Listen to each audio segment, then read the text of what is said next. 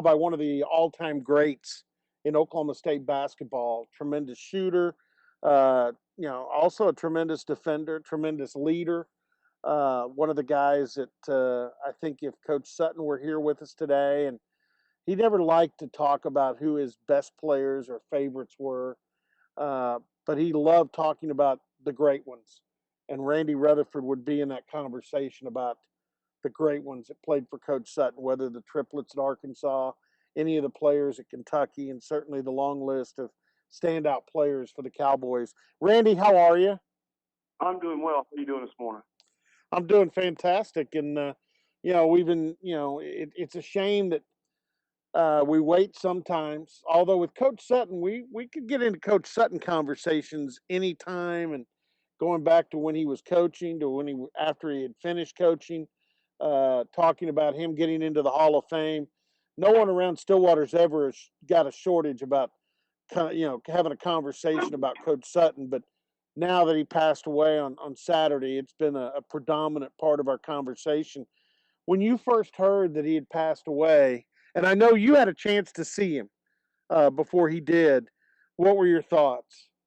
Well, I went over and seen him Saturday. I was fortunate. Right. I live here in Milwaukee, so I drove over, which I did a lot of the time. So I went over and seen him with Larry Reese, and we visited for a while. And Scott Sutton was there, and Kim and the kids. And so we just talked to Coach, basically. Me and Larry went in and talked to Coach about 15, 20 minutes, and just told him that we love him, we appreciate everything he did for us. He's changed our lives, and so his passing, I wasn't surprised. I was surprised it happened that soon. I figured, they were thinking, it'd get through the weekend, but I think he was ready to go, and I think he's accomplished everything he could as a father, as a mentor to a lot of people, and as he was just ready to go see Patsy. Not just Patsy, but that's a pretty good collection of folks upstairs. Oh, when you no talk question. about, Mr. Iba and his. I mean, there's so many people there that he's going to have a family as soon as he gets there. So they probably have a basketball game going on or something as well. So. Well, and he used to talk about. I mean, he a lot of stories. I enjoyed the stories about him being recruited out of Buckland when Fog Allen would come to his house, and Ralph Miller, and then his. I mean, Tex Winter. He had some great people recruiting. If you think about it, at the time, I mean, that's impressive. Some of the greatest of all time.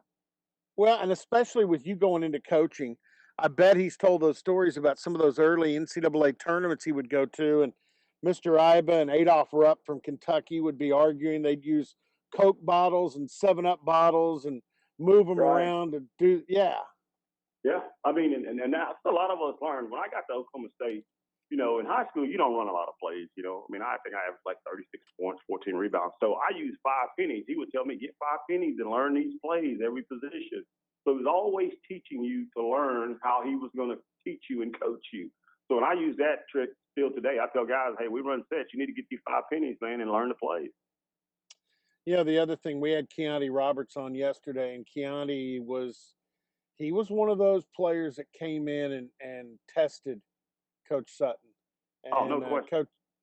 Coach Sutton tested those kind of guys back. And I don't know. I'm going to guess you may never have been kicked out of practice, but a lot of players would. Keontae said he got kicked out a number of times. I heard David Mons ended up – Tom Dorado says David Mons was the leader.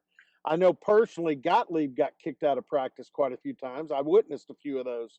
But Coach Sutton was great at handling every kind of player with every kind of mentality and every kind of ego.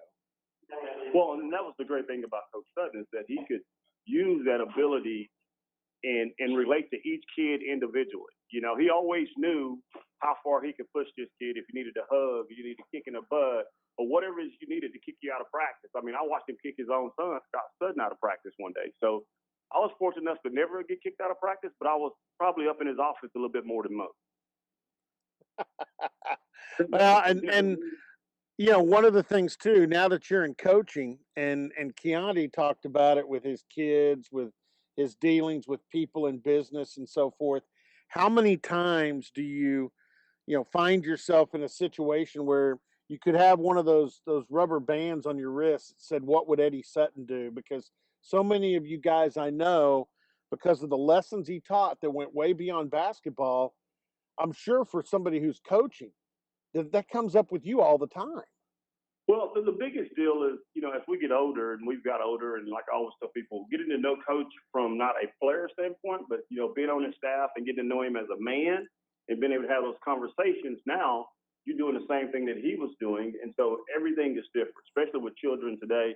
I call myself a millennial coach. I have traditional rules, but I understand the millennial kid. And I mean, it's difficult compared to what it used to be. No, there's no doubt because I've got a son that's in football coaching and has had to do the same thing. I mean, he was raised. In fact, he was a Coach Sutton worshiper as a kid, going to Right. watch the games, and then playing for Mike Gundy at Oklahoma State. He learned a lot of the Pat Jones, which came through Mike Gundy, and Right. and but now when you're coaching, you got to handle today's kids differently. What's your best memory? Give me two. Your best memory of dealing with Coach Sutton when you were a player and he was your coach, and then, like you said, which is always a rewarding time when you get to know your coach a lot differently after you're done playing. What's your best memory after your playing days with Coach Sutton? Okay. As a player, there's a lot of memories, but I remember the one time that I really thought that Coach really knew what we needed at the time was, I think it was, we had just got back from Hawaii, man, and we had an awesome tournament over there. I mean, it was brutal. I think it was my junior year. We were ranked like 8th in the preseason. We go over there and play, and country didn't play well at all. And all we were thinking of, man, we just got to get back so we can get away from each other.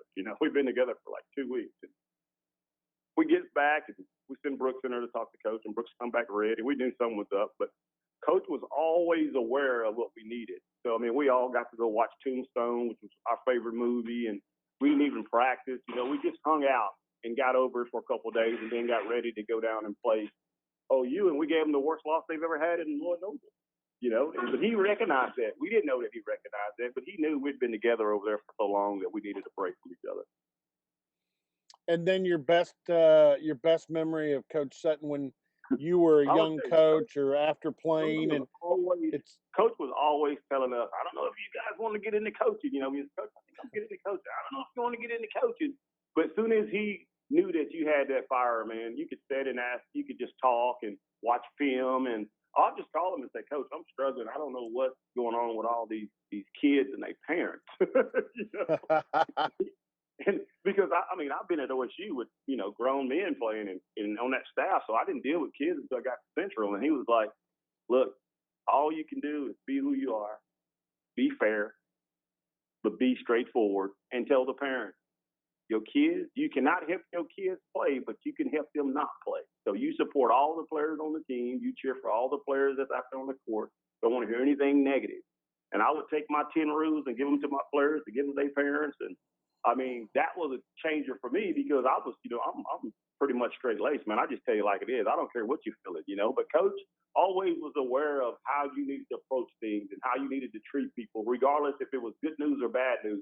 You had to be straightforward with them. And so that's just the method that I use, and it's worked because, you look at the results and everything he's done. I just say, hey, look, it works, man. You just believe in me and do this, you'll get better, and we'll get better as a team. Randy, I don't know if you've seen it, but my wife, because I read the sports page, I don't always read the front page, and she left me this on the counter this morning. It's the obituary for Coach Sutton, and I don't know that I've ever seen. And this is the Oklahoman copy. I'm sure the family put one in the Tulsa World as well. I don't know that I have ever seen an obituary this big with this much. But there are things that I read in here, and I thought I knew a lot about Coach Sutton.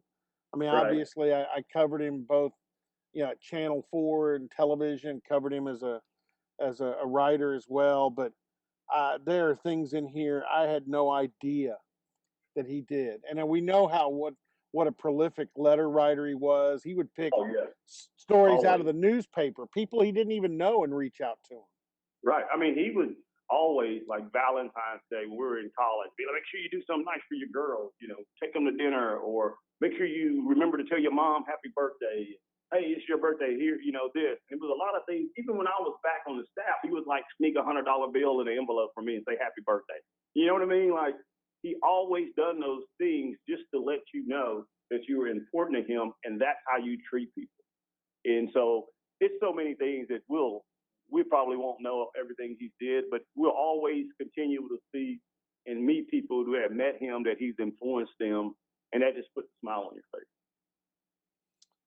And it was great for you guys to have a chance to get back as teammates for that Final Four reunion. I know had a chance to see you at that, and I think that was a great day for Coach Sutton.